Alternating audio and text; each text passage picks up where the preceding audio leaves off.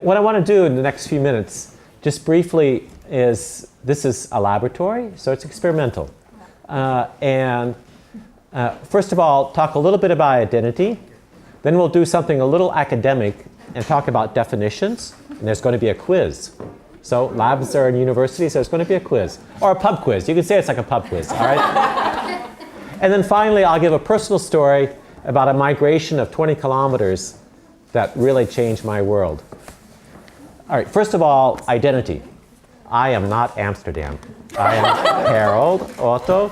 I come from Illinois, south of Chicago, in the middle of cornfields and soybean fields. But I got this in a place that was changing its identity. Anybody born before 1991 would have 3 different passports now.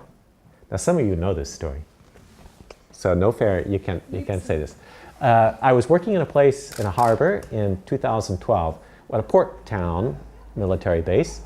And the people there had a different identity than their country. They spoke a different language, but they didn't really have a real movement to join the neighboring country.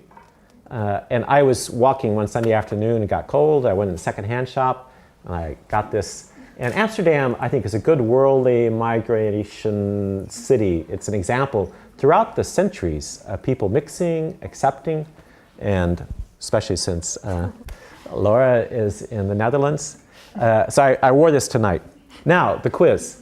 Who can guess where I got this? This is one quiz. Who can guess what city I got this? I haven't given enough clues, have I? What are some more clues that I could get? 3 more. More clue. I did not get it in Amsterdam. It's too easy. Way far east of Amsterdam. Far east of Amsterdam. Hong Kong. Not that far east. Yeah. Yeah. Huh? Ex-Soviet Union. Okay, she's getting closer. She's getting closer. St. Petersburg. No, further south. Straight south. Yeah. It's a place that just changed identity last year. It's Ukraine. It's Sevastopol. Yeah, Sevastopol. But it's an interesting example of when I was there, I was working with OSCE and election observation. And so I was talking to political parties, observing the political process. And there was no political party that was really advocating to join Russia. There was a Ruski bloc that was defending the rights of Russian speakers. But then suddenly in the last year, everything changed. And now, before 91, they were Soviet citizens. They had a Soviet passport. Then they had a Ukrainian passport. And now they have a Russian passport. And I think people are just living their lives, and they're not real. I talked to some people from Crimea that I knew. And they were just like, we don't care about the politics. So anyway, that's a little bit about identity and how identities don't always depend on your state, but they depend on who you're living with, how you're making a living, and how it's going on. Now let's do a little academic discussion and talk about migration. And I mean, we could have a year of seminars every night of the week and talking about migrations because it's something that's been discussed. There's all kinds of theories. The UN has a special economic statistic unit on world migration, international migration.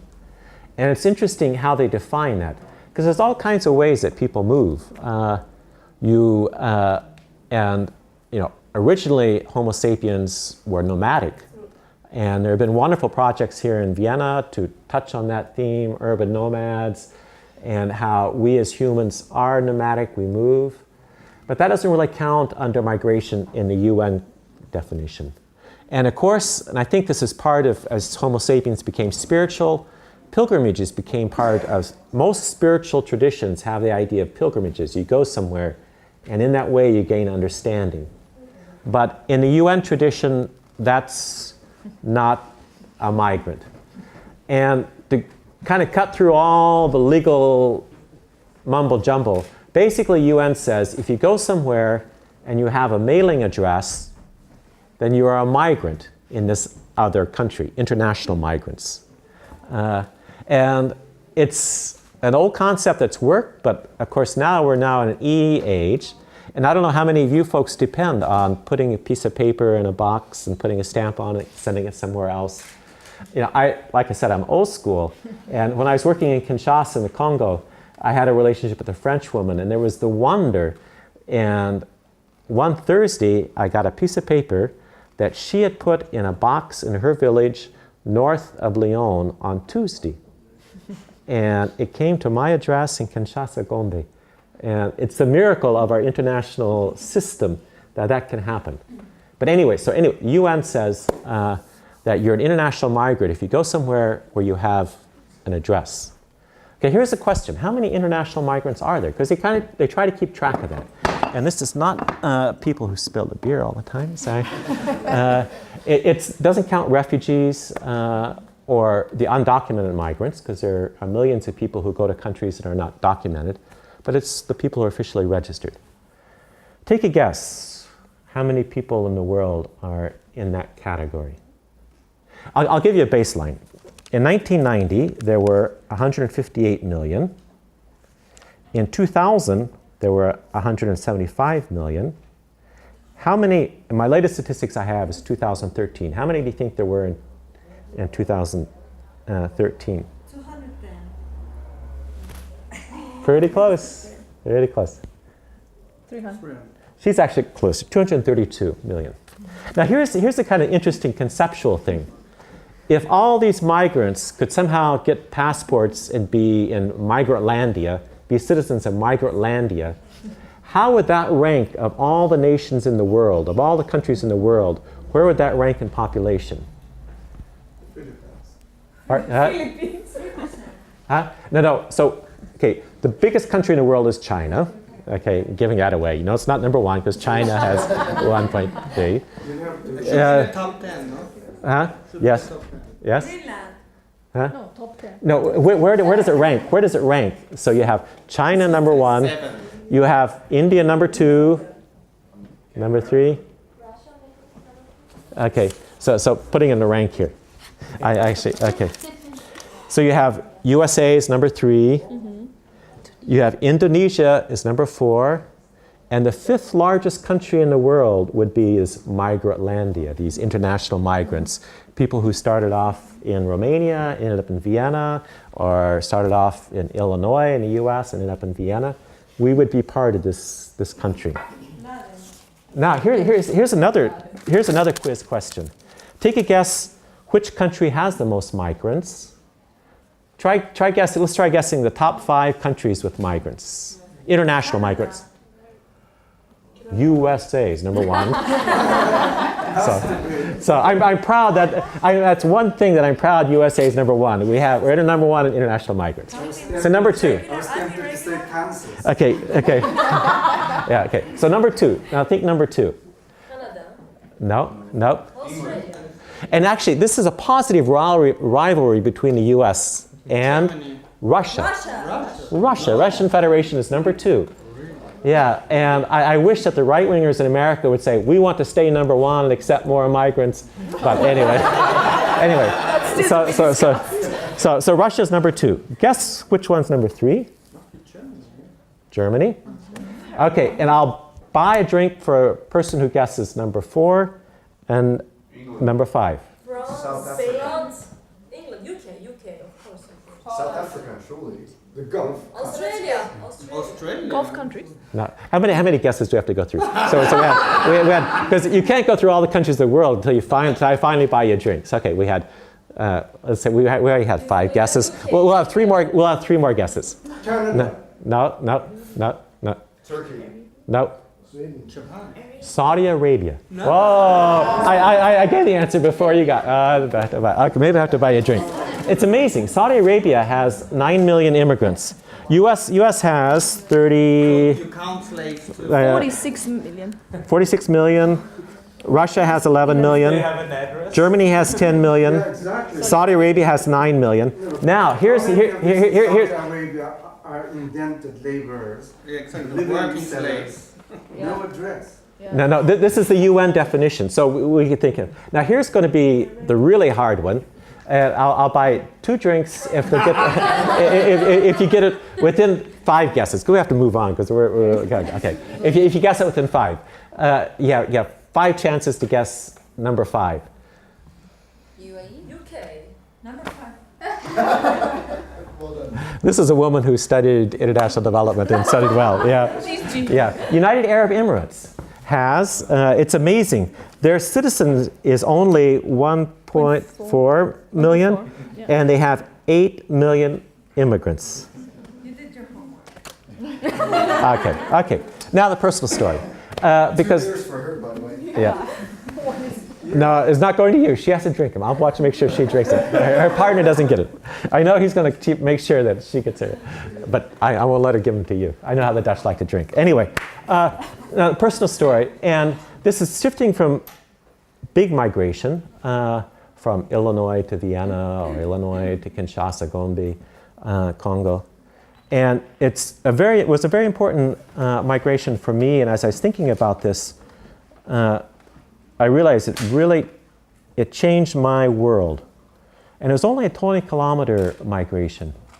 And maybe to give a little background on where I'm from and my identity, I come from a peculiar ethno-religious group that for generations, my grandparents, great-grandparents, great-grandparents are always within this ethno-religious group.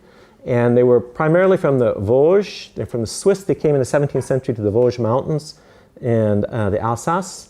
And then starting in the late 18th and 19th century, they moved to the US, to Pennsylvania. And some of you might know them through popular culture. Maybe I should have had some photos here. But they're called the Amish. And it's peculiar American, as they become more peculiar in the 20th century, because they try to separate themselves from the world. So it's almost like Hasidic Jews or Orthodox Jews who have a kosher. And for the Amish, starting really in the 19th century, they started separating themselves from technology. So they don't accept automobiles, they don't accept electricity.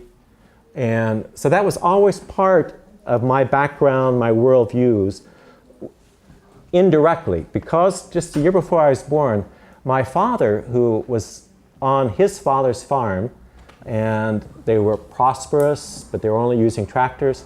But my father was ambitious, and he made the radical step. He had 6 children already, but he wanted to have tractors. He wanted to get out into the world, because it's a comfortable world. I know it, because my cousins and uncles and aunts and grandparents are part of the world. But he made a migration of 20 kilometers to a different farm. And he went out into the world.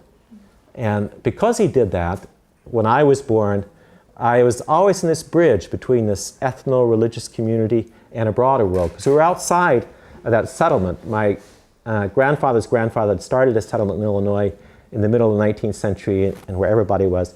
And we just went 20 kilometers away. And I feel very privileged for having that opportunity to be between two worlds, because it helped me realize that every world is something that we construct artificially. The Amish world is, people from the American way of life say it's very artificial. But inside, when I talk to my cousins, when I'm with my uncles and aunts, it's natural. We do this because it makes sense. This is how we stay together. And the outside world doesn't make sense. I remember my oldest sister said, soon after we left, I don't remember this because I was just a little baby, but she was playing with some cousins, and one of our more conservative aunts kept kind of glaring at her. And this was soon after her parents had left the Amish church, and they got tractors and cars. My mother was whizzing around in a car instead of having to ride with a horse and carriage. And the aunt glared at her and says, "Do you think they're going to drive cars in heaven?" She was like, "I don't know." Anyway, but for an aunt, for that world, I mean, and the world functions very well. The solidarity, I could talk all night about cases I've seen. I had a cousin's house burned down. Within 4 weeks, the house was completely rebuilt by the community without worrying about an insurance company, but everybody helped out. So there's intense solidarity. But I'm very happy to be in this world where I travel, where I can go to other countries. And I'm very grateful for that 20-kilometer migration that my parents did year before I was born, to take me from one world into another world, and to give me that chance to see both worlds.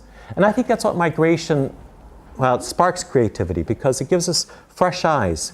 So we know that there's not only one way to order a beer, there are many ways to order a beer. There's many ways to apologize for spilling a beer. Sorry, Dominic. But anyway, so I'm glad that you've organized this and given us a chance to sit together and talk.